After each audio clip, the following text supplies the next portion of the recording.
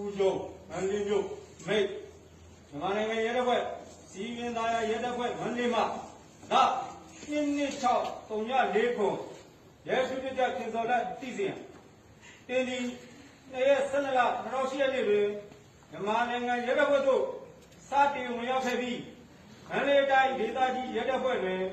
6နှစ်နှင့်စီရင်သားရဲတပ်ဖွဲ့မန္တလေးတွင်6နှစ်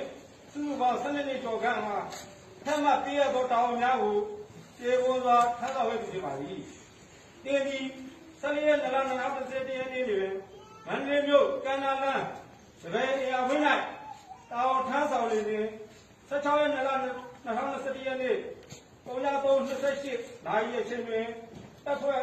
အတွက်အသက်ပေးလူသွားခဲ့ပါသည်။သို့ပါ၍တင်အားမြန်မာနိုင်ငံရဲတပ်ဖွဲ့စီပင်သာယာရဲတပ်ဖွဲ့မန္တလေးမှအပြီးပိုင်ထုတ်ပယ်လိုက်သည်တင်ဒီတပ်ဖွဲ့နှင့်လုံးဝသက်ဆိုင်ခြင်းမရှိတော့ပါရဲဒုတိယဖြစ်တော်လက်တင်သွားလို့ရသွားနိုင်သည်ရဲဒုတိယဖြစ်တော်လက်ကောင်းရာတူရီလာပါစေပုံရဲ2466ရဲမှုငြိမ်းချမ်းအောင်တပ်ဖွဲ့မှုစီပင်သာရဲတပ်ဖွဲ့မန္တလေးစာမှတ်1001မေလာပေ301မြင်းဆောင်801မြင်းဆောင်ရဲ1 2021ဖေဖော်ဝါရီလ16ရက်